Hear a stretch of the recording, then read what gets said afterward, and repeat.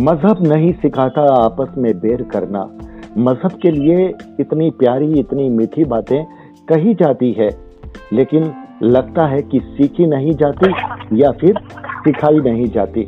अगर सीख ली जाती और सिखा दी जाती तो राजस्थान के उदयपुर में जो घटनाक्रम, जो मजहब की कट्टरता का घटनाक्रम, क्रूरतम घटनाक्रम जो हुआ, शायद वो नहीं हुआ होता। इस घटनाक्रम ने न सिर्फ आम लोगों को बल्कि राजनीतिक क्षेत्र के लोगों को भी सोचने के लिए मजबूर कर दिया है। मजबूर इसलिए कर दिया है कि वोट बैंक के लिए कहीं हम अपनी भारतीय संस्कृति में तालिबानी संस्कृति को तो नहीं पनपा रहे। और इस घटनाक्रम के बाद पूरे भारत में आक्रोश है, जगह जगह बंद है। चलिए चलते हैं राजस्थान की राजधानी गुलाबी नगरी जयपुर, जहां पर आज आक्रोश के स्वरों में बंद का आह्वान किया गया है और जयपुर गुलाबी नगरी की गलियां सुनी बताई जाती है। इस वक्त हमारे साथ फोन लाइन पर हमारे खास मेहमान हैं, भारतीय जनता पार्टी राजस्थान का एक खास चेहरा, जो कि अभी Bharatiya Janata party PR cell के संयोजक हैं और सामाजिक विभिन्न संस्थाओं में पदाधिकारी के रूप में अपनी सेवाएं दे रहे हैं। हमारे साथ जुड़ रहे हैं भारतीय जनता पार्टी के युवा नेता, भारतीय जनता पार्टी संगठन PR सेल के संयोजक श्रीमान अजय धांधिया जी। अजय जी नमस्कार।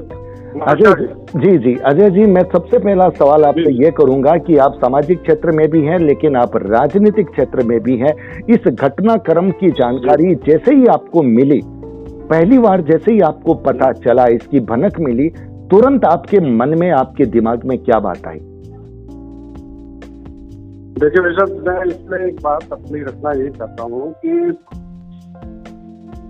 ये जो घटना हुई है, उदयपुर की जो घटना हुई है, ये कोई आज उसके पीछे कोई योजना हो, ऐसा मैं मानता नहीं हूँ। पिछले 2.5 साल से राजस्थान जो एक शांत प्रिय प्रदेश है जी, तो राजस्थान जो शांत प्रिय प्रदेश है, इसमें जो एक दाग लगा है जी, वो उसके बारे में मैं आपको बताना चाहता हूँ कि पहले करौली का और उसके बाद जोधपुर के जो दंगे हुए थे जी, उसमें साफ इंटेलिजेंस की रिपोर्ट जो आ रही थी, उसमें बताया जा रहा था कि कुछ आतंकवादी गतिविधियां राजस्थान में पनप रही है और उनके जो गुट है वो अलग अलग क्षेत्रों में फैले हुए हैं, वो कभी भी इस तरह की वारदातें कर सकते हैं। लेकिन अफसोस की बात है, इस सरकार ने करौली के दंगे के बाद जिस आस्पद तरीके से उस पर बयानबाजी की, वो एक चिंता का विषय बना और लगातार जो विपक्ष है, बीजेपी है, वो ये कहती रही मुख्यमंत्री जी इस बारे में आप सोचो, इस पे कार्रवाई करो और जिन्होंने ये कार्रवाई की है, जिन्होंने ये दंगा किया है, उनको बंद करो और कड़ी सजा दो जी। लेकिन अफसोस की बात है कि इस सरकार ने कुछ नहीं किया और सरकार ने उल्टा भारतीय जनता पार्टी को कटघरे में खड़े करने की कोशिश की, जबकि इस तरह का कोई वाकया भारतीय जनता पार्टी की तरफ से नहीं किया गया था। मेरा इसमें कुल ये कहना है कि राजस्थान में जिस तरह की स्थितियां बिगड़ रही हैं जी, अब आप देखो पूरा राजस्थान एक घटना के बाद किस तरह जल रहा है, ये सोचने का विषय है और इससे आम आदमी को भी सोचना पड़ेगा। ये जो हम नारा लगाते हैं ना बार बार, हिंदू मुस्लिम भाई भाई, इसको विचार ही करना पड़ेगा कि एक समुदाय विशेष के लोग अभी तक इतनी बड़ी घटना होने के बाद उनके किसी बड़े नेताओं का कोई स्टेटमेंट नहीं है कि ये गलत हुआ है। आप देखिए कितना अफसोसजनक है जी, एक हिंदू समाज के साथ जो घटना हुई है, ये घटना अगर मुस्लिम समाज के साथ हुई होती तो हमारे हिंदू भाई उसके बारे में बयान दे रहे होते, लेकिन घटना हिंदू समाज के साथ हुई है, मुसलमानों की तरफ से कोई भी प्रतिक्रिया नहीं है। अजय जी, आपकी बात को, आपकी भावना को मैं समझ पा रहा हूँ। वोट बैंक की राजनीति कहीं आड़े आ रही है। करौली, जोधपुर और उदयपुर, अगर करौली, जोधपुर में सरकार ने कड़ा संदेश अपनी कार्रवाई के जरिए दे दिया होता तो शायद उदयपुर में इस तरह की घटना का अंजाम नहीं हुआ होता, आप यह कहना चाह रहे हैं? जी, मैं यही कहना चाह रहा हूँ कि इन घटनाओं को अगर सरकार सीरियसली लेती, और राजस्थान सरकार की तो इंटेलिजेंस की है, वो इसको बहुत सीरियसली लेती, तो ये घटना हरगिज नहीं होती। अजय जी, मैं आपको एक बात बताना चाहता हूं कि सोशल मीडिया में कुछ खबरें इस तरह की भी आई है कि मुस्लिम समाज के कुछ मौलानाओं ने बिल्कुल खड़े होकर बड़े कड़े स्वरों में बड़े दुख के साथ इस घटना की न सिर्फ निंदा की है, बल्कि ऐसे लोगों को फांसी पर चढ़ाने की मांग की है। तो मैं आपसे सिर्फ यही निवेदन करना चाहता हूं कि बेशक जब इस तरह की घटना घटती है तो दर्द बहुत होता है, तकलीफ होती है, लेकिन अच्छे और बुरे लोग सभी समाजों में होते हैं। तो कुछ मुस्लिम समाज के जो लोग हैं उन्होंने निश्चित रूप से इस घटना की निंदा की। और राजनीति की जहां तक बात है, कांग्रेस के जो एक मंत्री है प्रताप सिंह जी खाचरियावास, उनका भी एक बड़ा बयान कि देखते ही ठोक दिया जाना चाहिए। उन्होंने कहा कि भाजपा और कांग्रेस की राजनीति से ऊपर उठकर देश के लिए सोचना चाहिए। इस बयान को आप किस रूप में देखते हैं भारतीय जनता पार्टी के एक युवा नेता के रूप में, बताइए। मेरा तो इस पे स्पष्ट यही कहना है कि अगर सरकार समय रहते हुए इस पे एक्शन लेती तो ये आज दिन देखने ही नहीं पड़ते। आज राजस्थान में जिस तरह से आग लग रही है, जल रहा है, हिंदू समाज को सोचने का मजबूर होना पड़ रहा है। तो ये सब चीजें जो है ये सरकार के ऊपर डिपेंड करती है। आज आप उत्तर प्रदेश में जाइए, वहाँ पे जिस तरीके से योगी सरकार काम कर रही है, आप देखिए ना, वहाँ इस तरह की हरकतें होती है, वहाँ इस तरह की घटनाएं होती नहीं। और इसका कारण है सरकार की शक्ति और सरकार समय रहते हुए इन सब चीजों पे।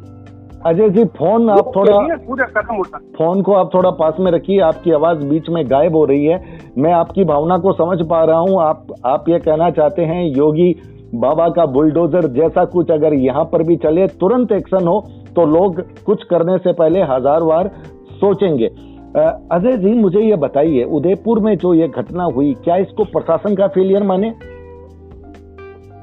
अब मैं उदयपुर की घटना के बारे में कहना चाहता हूँ कि उदयपुर की घटना 5 दिन पहले जो ये आपस में ये विवाद शुरू हुआ, तो पुलिस को तो सब पता था जी, पुलिस को तो पता था, इसमें राजीनामा लिखा गया जी।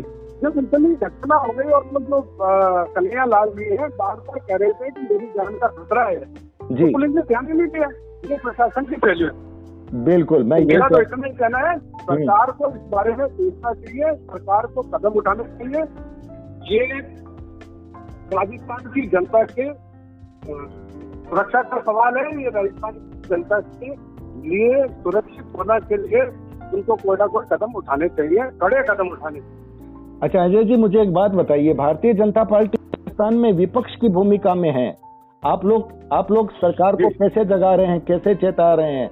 आप लोगों की जो रणनीति है वो इस रूप में, इस घटना के इस परिदृश्य पर किस रूप से सामने आनी चाहिए, किस रूप से आ रही है? क्योंकि अब तक ये कहा जा रहा है कि भारतीय जनता पार्टी सही रूप से अपनी विपक्ष की भूमिका का निर्वहन नहीं कर पा रही है।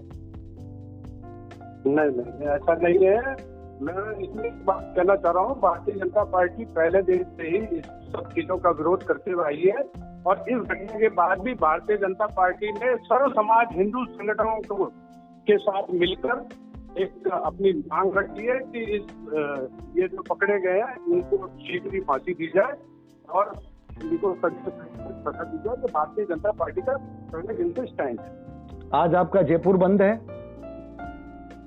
जी बिल्कुल मुकम्मल बंद है, और मुझे खुशी इस बात की है कि आज इस बंद में हर व्यक्ति ने अपने आप को आगे रखते हुए एकता का प्रदर्शन किया है। ये बहुत ही हिंदू समाज के लिए बहुत ही गौरव की बात है। आपके यहाँ जयपुर में हमारे मुस्लिम भाइयों की प्रतिक्रियाओं से भी क्या आप रूबरू हुए?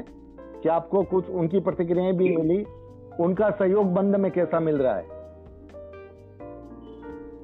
मेरे को आपकी आवाज स्पष्ट नहीं आई। मैं ये कह रहा हूँ कि इस बंद में जयपुर के मुस्लिम समाज का सहयोग कैसा मिल रहा है? मुस्लिम समाज का सहयोग अभी ठीक है, पर अभी गलियों में दुकानें खुली हुई है, ये भी एक सोचना पड़ेगा। जी जी जी जी।